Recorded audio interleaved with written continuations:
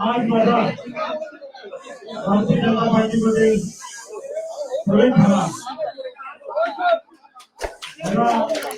आदराने या ठिकाणी प्रवेश झाला।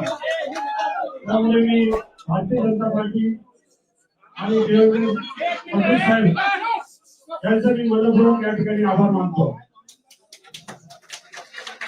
की दिलीप भाऊ खऱ्या अर्थाने संकट मोचन आहे आणि त्यांच्याकडे आपत्ती व्यवस्थापनाचं काम आहे आणि आपत्ती आली त्याचं ते मार्ग काढतात आणि मार्ग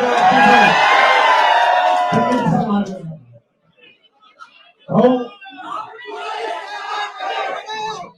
आपल्यापर्यंत पक्षापर्यंत काय माहिती दिली मला माहित नाही, पण मी खरंच निष्पाप आहे, समाजाची सेवा करतो,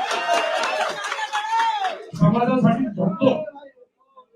कोविड काळामध्ये 45 रक्तदान शिबिर घेऊन 2361 ऑर्डर हे मी सिव्हिल सर्जनला दिले। त्या काळामध्ये कोणी बाहेर येत नव्हतं, त्या काळात कोविड सेंटर उभं केलं आणि पक्षासाठी ते काम केलं। परंतु अचानक लेखीला घातला आणि माझ्यावरती कारवाई केली। ज्या पक्षाने माझा अनादर केला त्या पक्षाला मी सांगू इच्छितो की महापालिकेच्या निवडणुकीमध्ये दूध का दूध पाणी का पाणी होईल।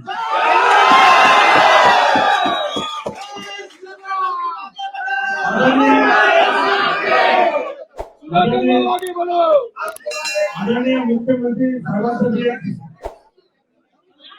नागपूरचं एक उदाहरण देऊ शकतो, देऊ इच्छितो।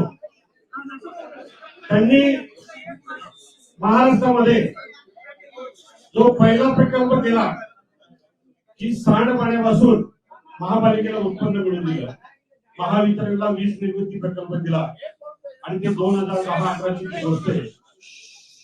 20 का 25 कोटी रुपये महापालिकेला मिळतात।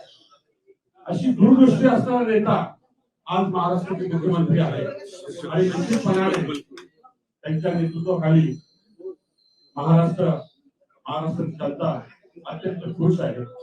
आणि भाऊ आपण जे काम सांगाल, बावनकुळे साहेब आपण जे आदेश द्याल, चव्हाण साहेब आपण जे मार्गदर्शन करणार त्याचं मी तंतोतंत पालन करेन, निष्ठेने काम करेन।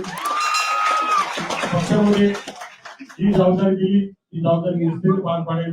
पक्ष संघटन मोठं करण्यासाठी निश्चितपणाने प्रयत्नाची पराकाष्ठा करेल।